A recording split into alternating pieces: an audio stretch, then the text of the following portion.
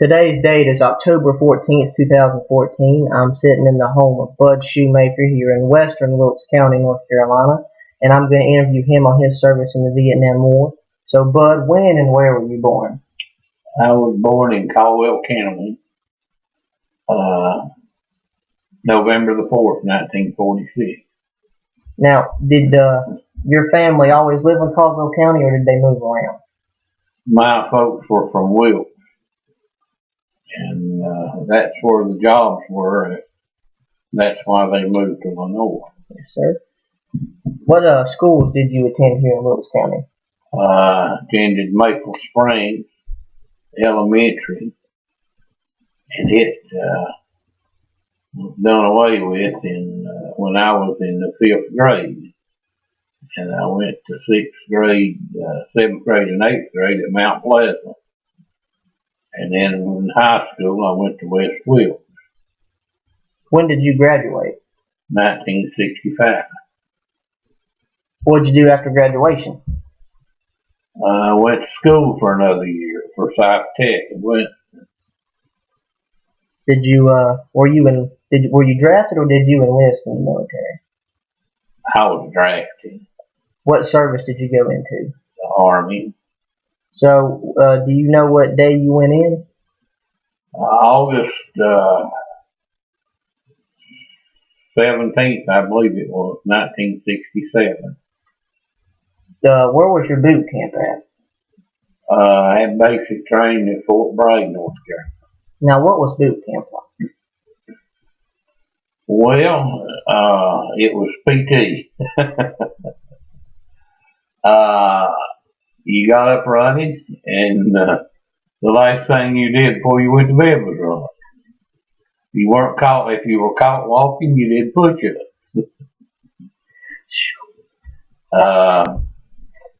You got a haircut every Friday for 8 weeks, and your beard would grow out longer than your hair overnight. You could reach and get your beard the next morning, but you couldn't reach on top of your head and feel it and get your hair. And the food wasn't good, but it was all you had. So you learned to eat stuff that you'd never eaten before, too.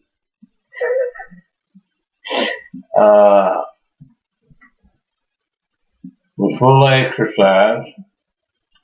Drill sergeants never spoke kindly to you. I bet they didn't.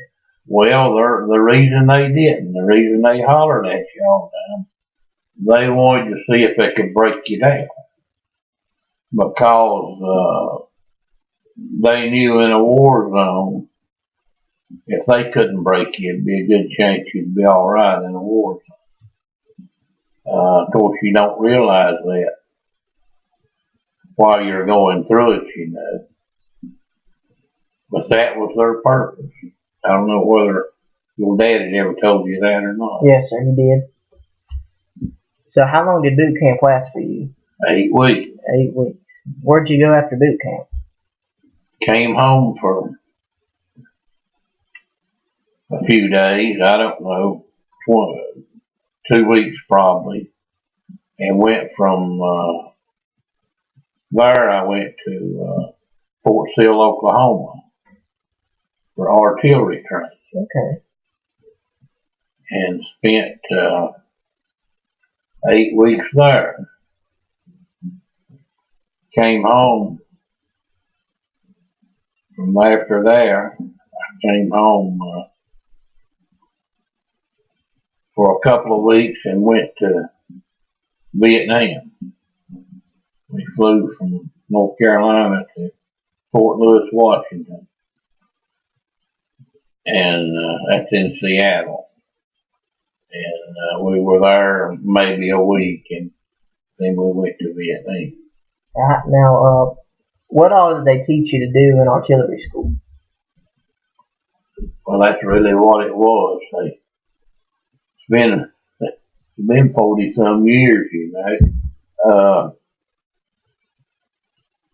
They taught you more or less how to set up a gun battery. A gun battery consists of 6 pieces of artillery. They taught you how to lay those with a transit. And how to get every gun firing in the same direction.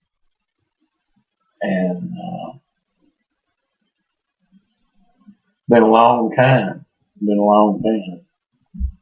But they taught you, takes about 5 people to man a piece of artillery. And you learned a little bit about each position. And I trained there on a 105 howitzer. And a little bit on a 155 howitzer. And you want me to continue? Yes, sir. Keep on going. And when we left Fort Lewis, Washington, we believe it or not, we flew to Vietnam on commercial airline. And we stopped in a little island, Midway. You heard of Midway? Yes, sir. I heard of Midway. We stopped in Midway and refueled the plane. We stopped in Hawaii and refueled the plane. And then we went on from there to Vietnam. We landed in Cam Ranh Bay. And Cam Ranh Bay was probably the most secure area there was in Vietnam. Of course, I didn't know that. You know, I figured when we hit the ground, they're going to start shooting at us. And went through a 3-week jungle school in there in Cam Ranh Bay. And I was in the 1st Air Cavalry. Oh, I know about the 1st Air Cavalry. And we moved by helicopter all the time. Very few times did I move by road convoy. But anyway, after that 3 weeks, I was flown out to my unit, or a little runway close to my unit. And the runway was put together with metal that interlocked. Metal pieces about the size of a piece of 10-foot roofing tin. Your dad's probably saw a lot of that. Yes, sir. But it interlocks together and they make a runway now. All right. Now, do you remember where that base was at? That was probably in Queen Yon. Like I say, it's been so many years, it's kind of fuzzy. It's all right.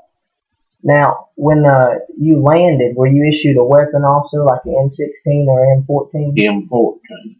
They all let M16. I trained in basic on the M14. Okay. And I guess around about then when they were changing over from the M14 to the M16. But I was issued an M16 in Vietnam. In fact, I'd never seen an M16 till I was issued one. And I didn't like them. Why didn't you like it? They jammed. Jammed a lot. And the M14 was dependable.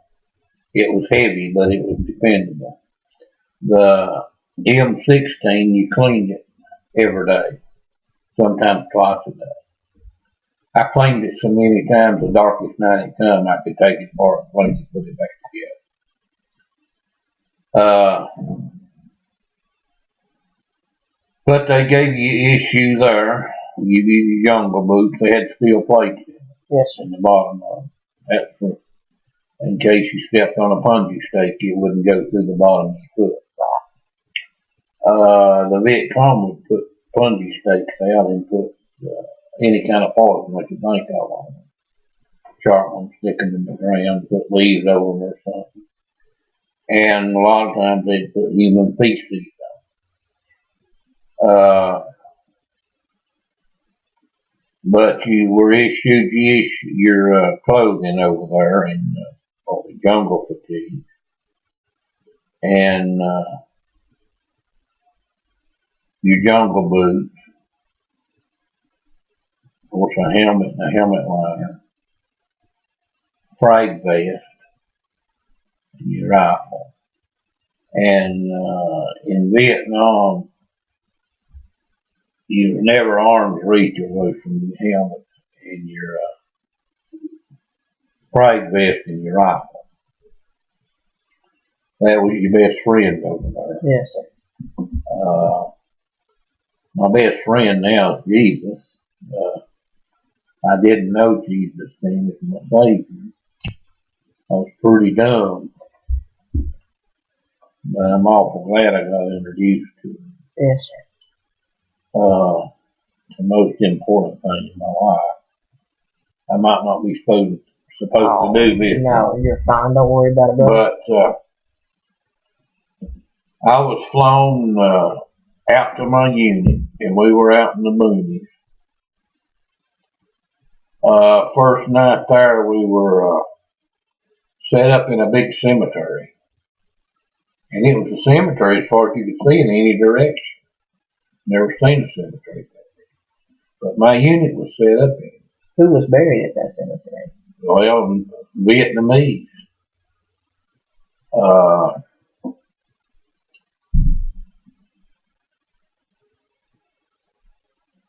The first night, Zach, I slept through a mortar attack. I was so tired. And didn't know it till nearly over. But we moved every week to 10 days. We always moved, like I say, we moved by helicopter. They'd fly us in where a road convoy couldn't go. And you'd set the gun battery down, what I said consists of 6 guns. And there was usually 6, 8 people in each gun section. And then you had another section called your FDC. That was your fire direction control. And the infantry would call in artillery. The artillery piece I was on in Vietnam was a 10 Deuce.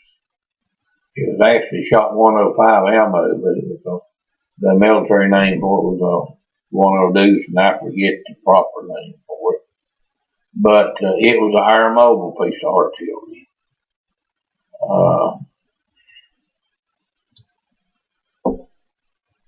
I've run out of things to tell you. I can ask you some questions. Now, when you got to Vietnam, what rank were you? I was a private E2. No, quick as you landed, you were a PFC.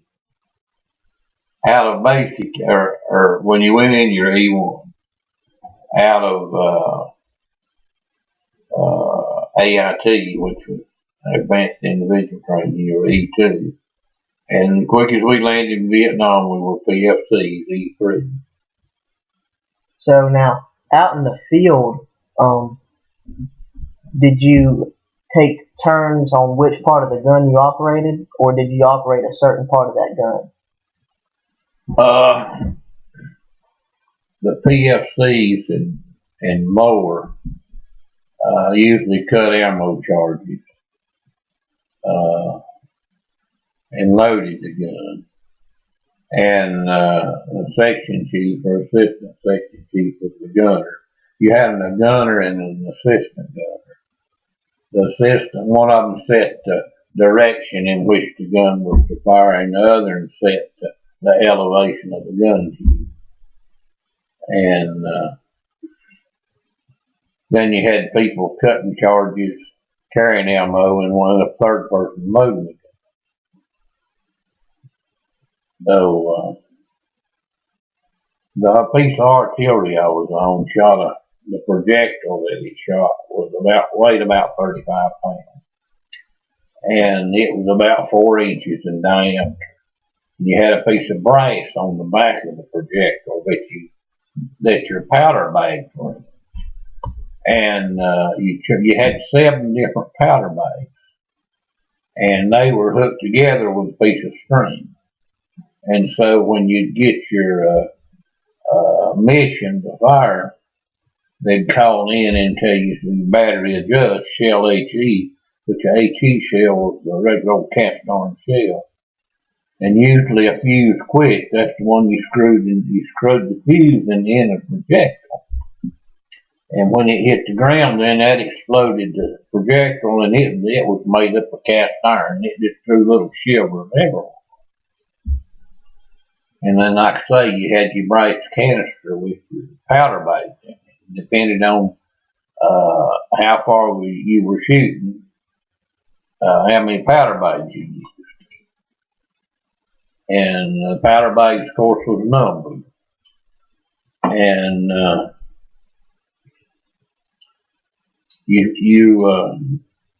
the brass was reused. It would be sent back. I don't know, when we got through it, somebody would pick it up. I don't know. But it had like the size of a 30-30 or 30-06 shell in the center of the brace behind that your firing pin hit it. Right. And when your firing pin hit it, then that set the shell off, powder base off. But the artillery piece that I was on was good for 7 miles.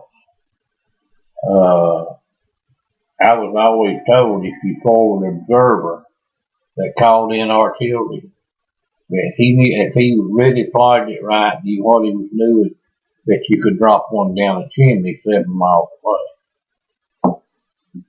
Pretty impressive. It was. And, that was just, each gun section had 2 rounds called a beehive round. And they were for a human wave attack on you. And they were filled, looked like any other round, but it had a time fuse on the end that you could set for 5/100ths of a second. And that's pretty quick. Yes, sir. And it was full of little darts. It'd have like, I don't know, 2,000 or 3,000 darts in it. We never did use them, but each gun section was issued 2 of those. And we had another round called baseball that had baseball grenades in it. Seemed like there was 5 in those. It was for jungle vegetation. That when you get your first explosion, and then you'd get 5 more explosions, those baseball grenades would hit the ground and bounce up in the air for 10 or 15 feet, and they'd explode. So I thought that was pretty wild, 40-some years ago. But it's untelling what they've got now. We had another round of white phosphorus, WP. Now, what was white phosphorus? It was like acid, and it made a white mushroom cloud when they were shot. And the stuff that was in those was, like I said, it was like acid. They said if you got a drop on your arm, you had to take a knife and cut it out in front of it. If you didn't get it cut out, then it would eat all the way through your arm.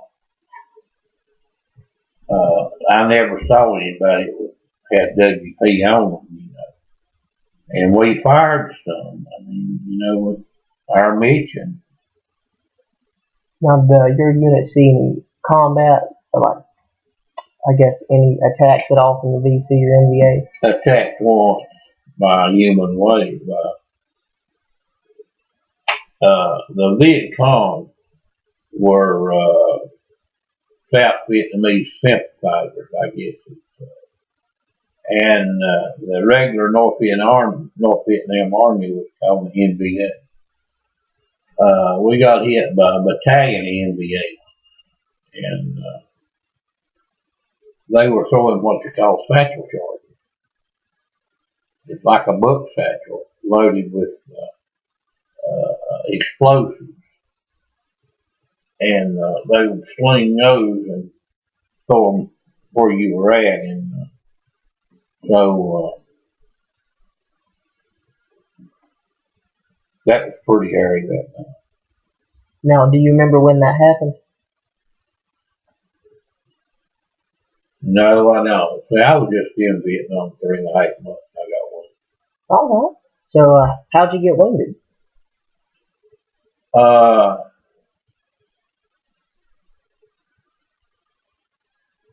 April the 3rd, let's see, February the 9th of 68, I got my ears hurt. We were firing illumination. The other outfit was getting overrun. Well, I forgot the illumination round, but it had like a little parachute to it. It exploded in there, and it had a little parachute on it about, I don't know, 2 foot in diameter. You heard of these? Yes, sir. And we were firing illumination for those people getting overrun. And it would light up the sky. One of those would light up an area twice the size of a football field, just about like daylight. And so they'd slowly fall to the ground, I don't know, for 5 minutes maybe. And I was under the gun tube and this guy shot it. And I got my ears hurt. And my ears have been ringing ever since. That was February the 9th of 68. They ring every minute. Then April the 3rd of 68, the Marine Corps was pinned in at a place called Caisson. That was up on the DMZ. The DMZ was the border between North Vietnam and South Vietnam. And the Marines, nothing was getting into them, nothing was getting out. And those boys were suffering. And they sent our division up there to help bail those guys out. And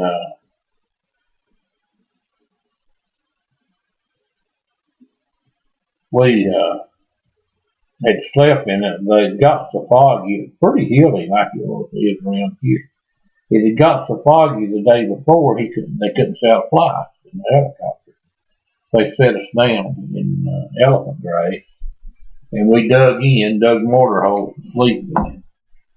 And the next morning, we eat the sea ration, and we threw our trash in our holes we slept in, threw dirt over them where the helicopter blades wouldn't pick all that trash up.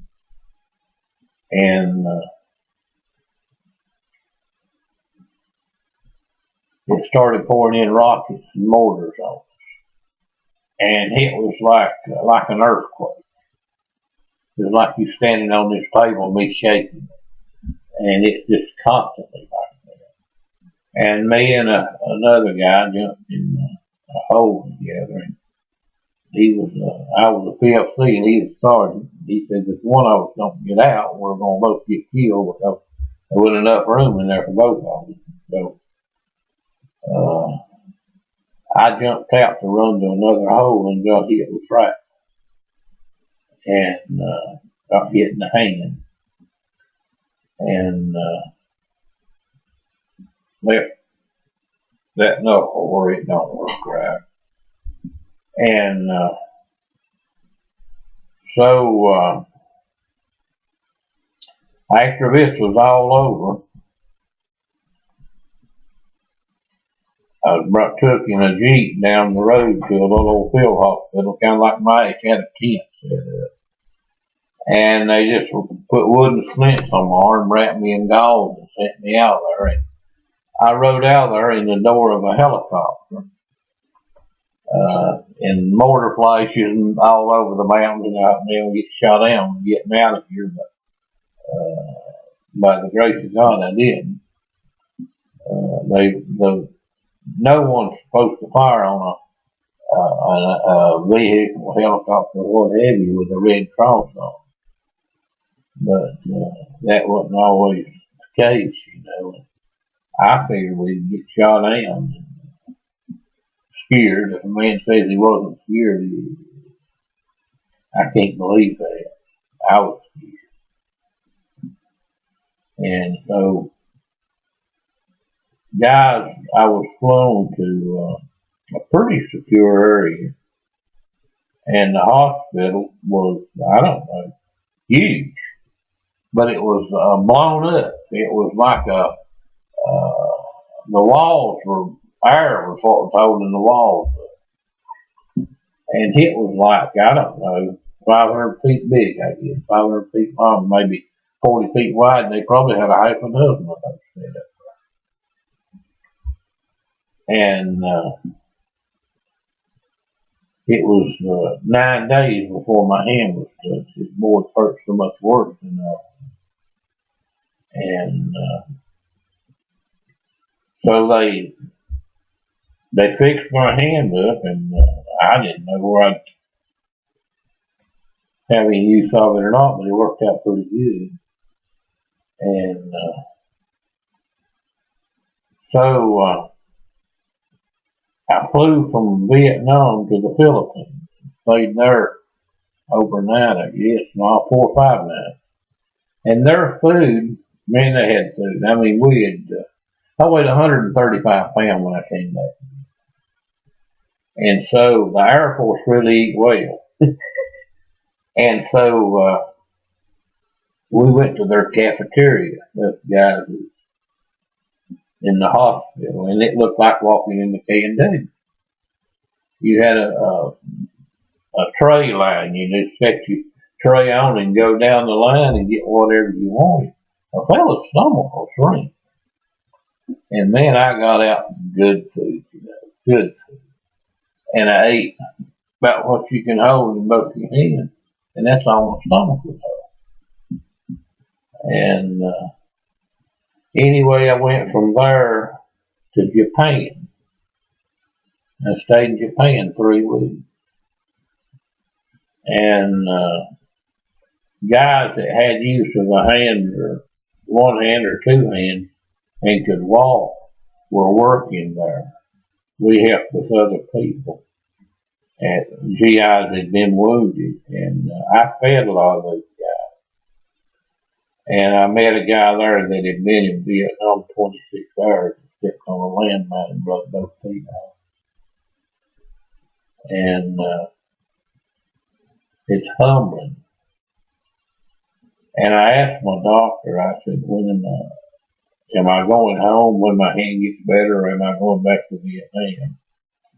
I didn't know it was going to be several months before I could use my hand. And he said, which do you want to do? And I said, I don't know. You get close to those guys over there. They get to be like kinfolk. And I knew they needed me. And he came to me a few days later to get your things together. I'm sending you something. Well, actually, that tickled me, because the fellow wants to come home. So I flew from there to Alaska. And seemed like we stopped around Baltimore at our base. And might have stopped somewhere else. It's been so many years I can't remember. And from there to Fort Price. Now, when you were in Vietnam, did you ever receive any letters from home? Yeah.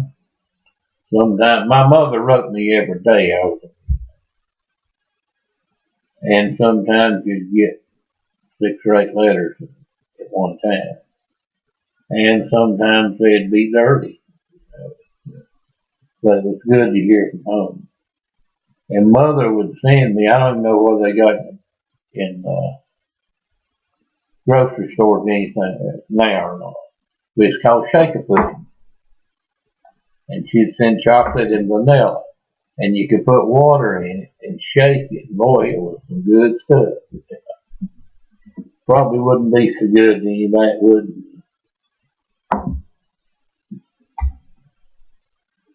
they could get different things every day, but I thought it was good.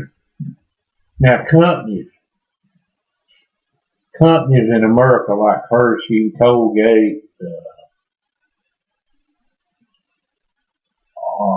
RJ Reynolds, companies would send us what they call Sunday packs. And it'd be a box about, I don't know, 18 inches square, pasteboard box. And it would have candy in it, cigarettes, toothpaste, toothbrushes, soap, essentials, well, the cigarettes weren't essentials. I smoked them. And, but those companies sent that to us, and they didn't charge for it. It was free. And a fellow should have remembered all those companies and patronized them. But boy, that was the only thing we got that was treats. What kind of food did you have to eat out there? Eat sea rations 90% of the time. What's a sea ration?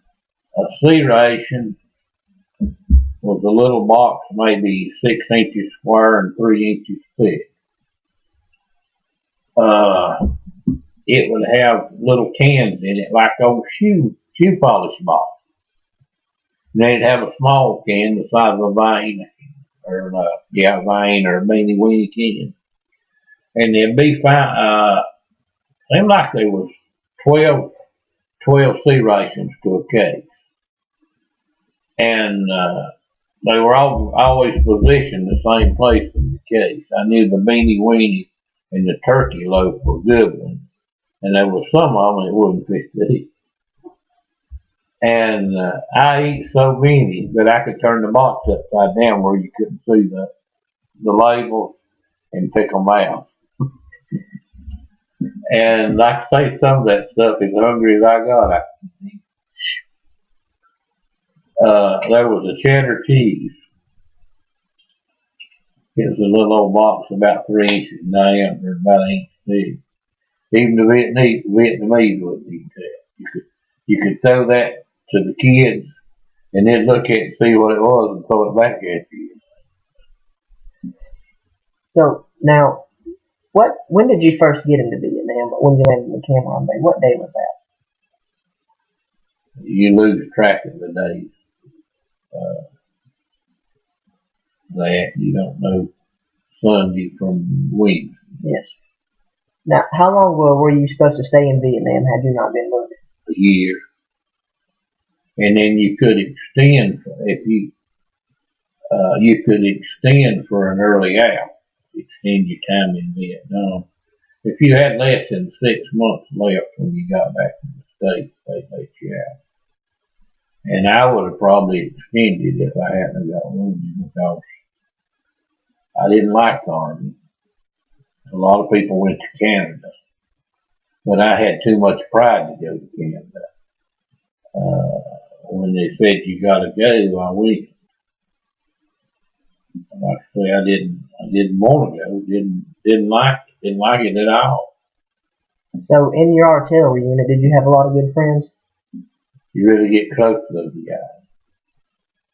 My best friend was from Pocahontas, Arkansas. That Pocahontas, Arkansas was on the Missouri-Arkansas border. And Pocahontas must have been just plumb tiny. About like Miller's Creek to me and you. And he always said when they wanted to really go to town, they'd go to St. Louis. And it was just the small essentials they needed, they'd go to Pocahontas. And his name was Jackie Kelly. And he made it through okay. Now, did your unit, when you were there, ever receive any casualties? Yeah. So, now when you were wounded, did they give you any kind of medals or any citation or anything? Purple Heart. So, whenever you finally came home, what was that like for you? Oh man, I loved it. Up until that time, that was the best day of my life. The best day of my life other than the day I got saved. So, people that's never been in a war zone don't know how to appreciate living in this country.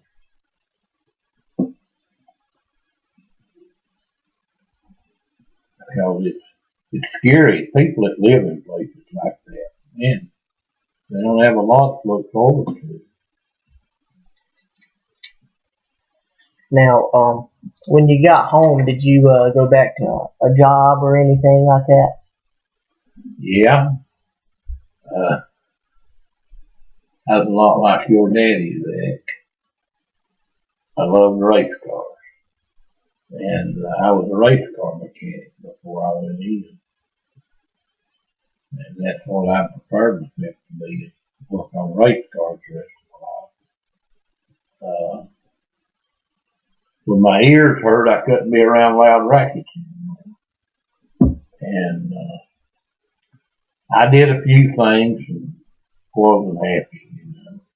And I worked in an auto parts store for 7.5 years. And then I started taking civil service tests and got a job with the postal service. And spent 31 years with the postal service and retired. Now, you said you got married after you got out of Vietnam.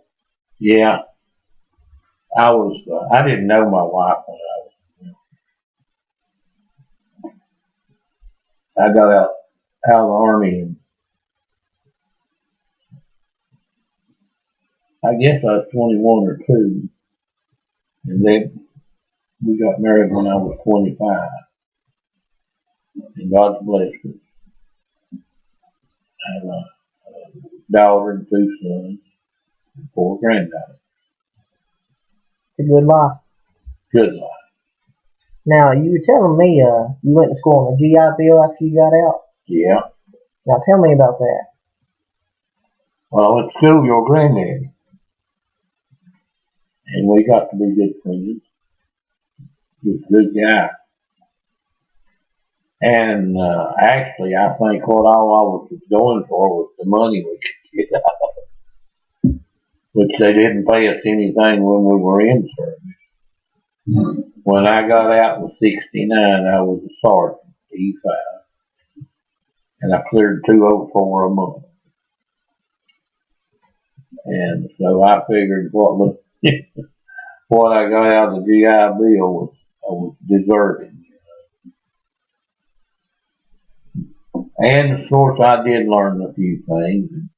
When I finished, I just liked maybe 6 or 8 months when my GI Bill run out of having a 2-year degree. You know, when you learn something, it don't hurt knowing it, you know.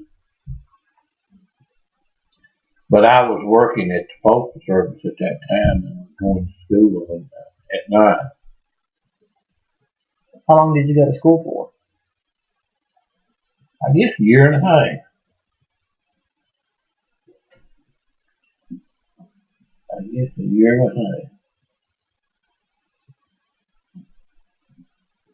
Enough time to keep you out of trouble? Yeah, I never was in much trouble. The biggest trouble I was ever in, Zach, before I went in the Army, 13 of us guys got caught for aiding in a bit in prearranged race. And I lost my driving license for a year.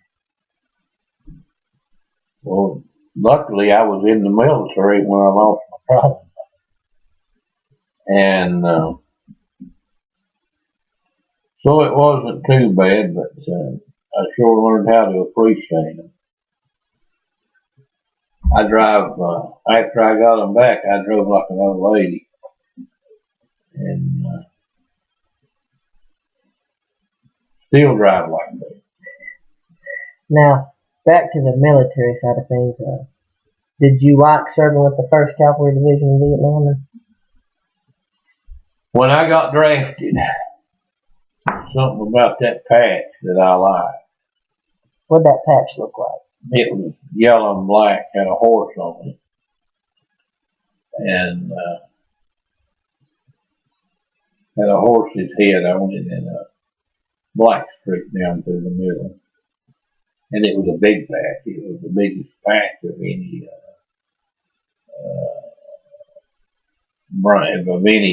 division that I knew of. And I was proud to serve.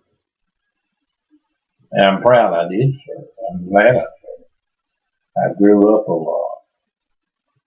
And I learned how to appreciate being an American. I don't think a lot of people appreciate living in this country, but I do. Now, what were your officers like in the 1st Cavalry Division? You didn't see them much. You didn't see them much. So you were led by the NCOs? Yeah. Very seldom would you see an officer. And you didn't salute out in the field. Why not? If the Viet Cong see you saluting somebody, that's the one they would target to shoot. So that's something you didn't do. And that officer, he didn't want you saluting him either, you know, because that made him a target. And they watched us. They farmed in front of us in the daytime and shot at us at night. And the only time we could shoot is when we were fired upon. You had to be fired upon before you could return fire. But I felt for most of those Vietnamese people. I felt most of them were struggling. Most of them, no doubt, most of them had lost family.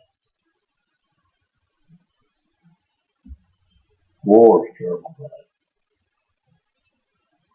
Terrible thing. Nobody went into war. I really believe that. Yes, sir. That's what my granddaddy used to say. Well, look at the cost of fighting the war. So the people at home are losing because the government's spending all that money on the war.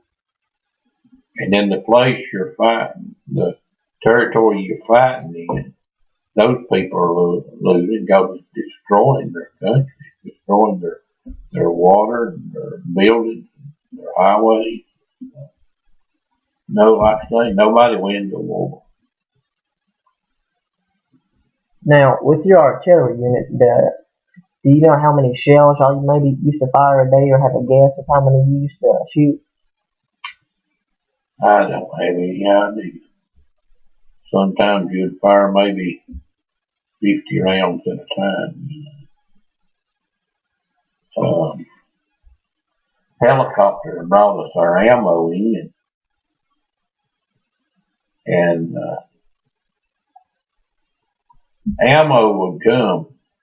The whole round was probably 34, 35 inches long with the projectile and the brass too. Weighed about 35 pounds. It come in a wooden box, and had a row panel on each end to carry it. And Lord, I don't have any idea how many rounds we shot while I was there. Now, what was probably one of your most memorable experiences in the service in Vietnam?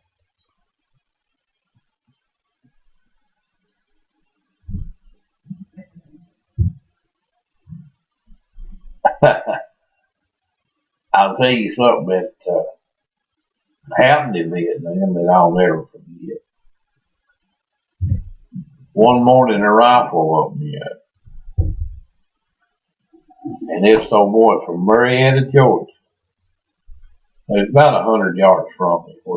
And I'd slept in a hole that night. Rifle woke me up, and I thought, well, we're getting hit. Like I said, your helmet and your frag vest is always next to you. So I get my helmet and my rifle, and of course you sleep in your frag vest, and poke my head out, and these guys are gathered up. And that old boy had shot a python. He'd emptied a 20-round clip. And it was bigger than anything that I've ever seen. I'd say it was 18 or 20 foot long. And I thought, what if I'd have gotten that hole in me? Lord, I don't think I'd have made it. Well, fella, it scared him to death. They taught you how to handle a Vietnamese or Viet Cong, but they didn't tell you nothing about that big snake. Now there was a little old snake over there called a bamboo viper. He's about the size of your little finger, and maybe a foot long. And the Americans called him Two-Step Charlie, because that's about what you had if he bit you. But he was so tiny, he was like a coral snake. You know, a coral snake has to chew on you to inject venom. He'd have to get in a place like where he could get his mouth open, on the earlobe or some loose skin between your fingers to bite you. He couldn't bite you on the arm of those things. Now, did anybody you know ever get bit by one of those snakes? No, but I saw a few of them. I didn't see any cobras. I saw some pictures that boys had took of them, but I didn't see any cobras. But they were there. But I saw several of those bamboo vipers, and like I said, that one big old python, that was the only python there. What was the weather like over there in Vietnam when you were there? Damp. I saw it rain for 30 days. Just an old misty rain. And if you could find a place to put your foot where the mud wasn't more than 2 inches deep, you found a pretty solid place. The ground was so poor, a full-grown tree was at the butt end wasn't more than 10 inches in diameter. You'd see big trees. And the cows, I guess they had such a small amount to eat. A full-grown cow probably 500 pounds. They just didn't have much food for the animals or themselves.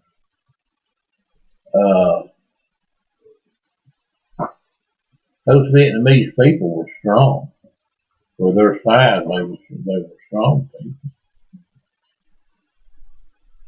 I didn't learn many Vietnamese words. Bu Cu means a lot, and TT means tiny. Dun Lai means stop. And that's about all my Vietnamese. Well, is there anything you'd like to add to this interview that you hadn't said or told me? Lasted a while, ain't it? No, I don't guess so, Jack. Well, thank you very much. Add to it that I've known your daddy all his life.